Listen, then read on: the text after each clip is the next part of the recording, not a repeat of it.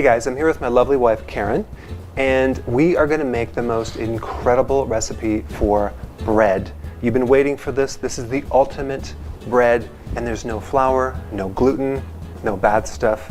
So how do you do this, Karen? It's so easy. You're gonna love it.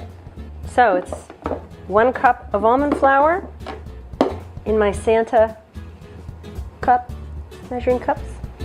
It is 1 cup of arrowroot flour. I'm gonna use a little arrowroot here. Arrowroot is a low glycemic flour. It's made from a root, so it's in small amounts, it's okay. Arrowroot. That's why they call it root? That's the root. Exactly. This doesn't come out as quickly. And then 1/3 cup of coconut flour. And these combined give it a really neat texture.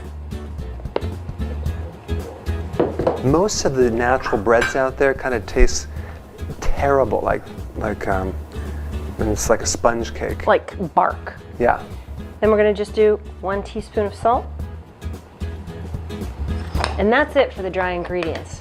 Mix it up.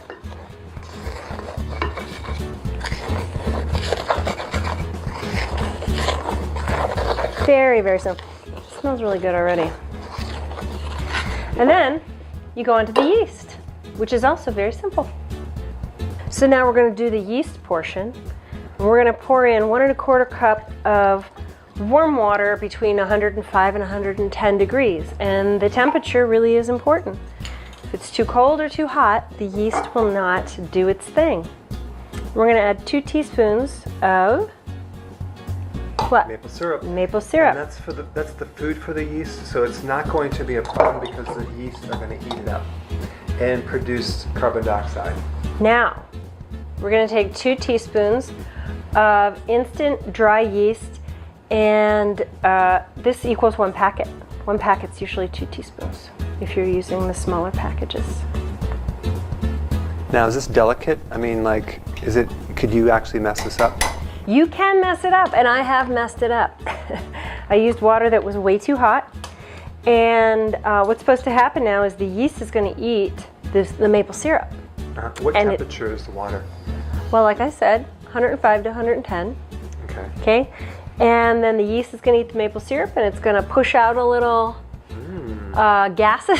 Thanks for sharing. But that's going to foam up, and that's actually what's going to make your... So you basically keep it there, and then you're waiting 10 minutes, okay? All right. I just didn't want to give you any opinions because your opinion wasn't in the recipe? Right. Is that a subtle hint? It's subtle. Is it subtle? Is it subtle enough? Right. Okay. So 10 minutes there. Okay, let's just wait. Okay. Really, if you stand and look at it, you'll see little bubbles coming up.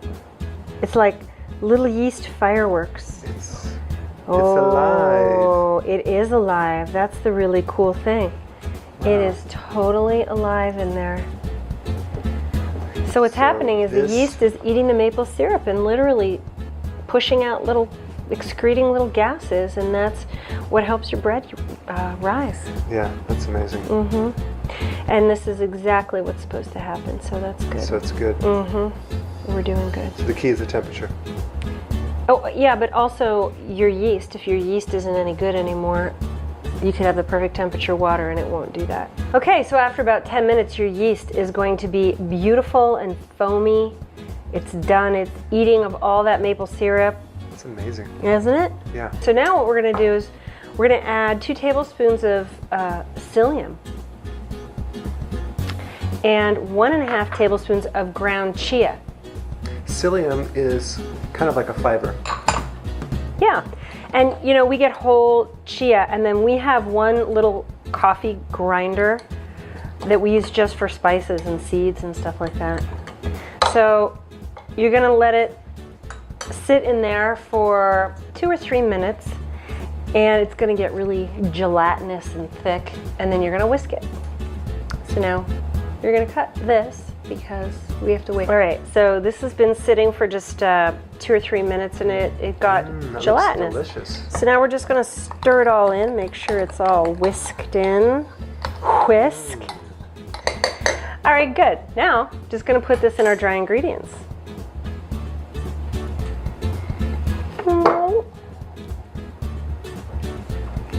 and mix it up. And you are gonna see this become... It's amazing. Yep. You know, this is one of those things that people have been trying to figure this out for years. You can't really find a good bread recipe without the wheat. So Now, we found I was so surprised at how well this turned out. Yeah, I did find this online, and I'm not sure what we've changed, but I appreciate the people who have done all the research to figure out, especially the chia and the psyllium, because that's amazing. Now, it's gonna look gloopy like this, and you're literally going to knead it just for 1 minute. Yeah, I think what happens is that you have, you don't have the gluten. So gluten is like glue. And so you have, I think probably the combination of chia seed, some of the fiber tends to act like glue, which is perfect because we can do that all day long. Yep. Now you can take this out of the bowl. I'm just leaving it in the bowl. Can you make a pizza crust with that and like spin it with your finger? I can. I used to do that. I used to do it. Okay, so now, look, I have this beautiful, beautiful bowl. I mean, ball of dough. Right. Okay, so now I'm gonna put it in a slightly smaller bowl. Rinse my hands really quick, and I have a damp towel. I'm gonna put it over my bread. And excuse me, Dr. Berg. Now I'm gonna put it in my warm space, which is just not a cold space. Oops. And for an hour, we're gonna let it rise.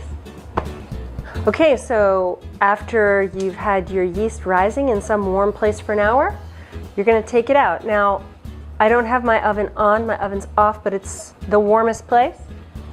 So I just put the bowl in there. Take it out. Damp cloth is no longer damp. That's what it looks like. It did rise. It should double. And there you go. It looks just like dough. It is dough. It's beautiful, as a matter of fact. Now, what you're gonna do is cut it in half, because you can make two. If you want a big one, you can leave it. But then you're gonna make it into a round boule. What is a boule anyway? Boule is just round bread. I had to look it up myself. Okay, so now that's that, all right? Now, to get it golden brown. And don't you have to do the squares? That's second. Yeah. So an egg wash, it's just an egg yolk with a tiny little bit of water, like a teaspoon of water, and you're just gonna wash your little boule. That's gonna make it nice and brown and crispy on the outside like a sourdough.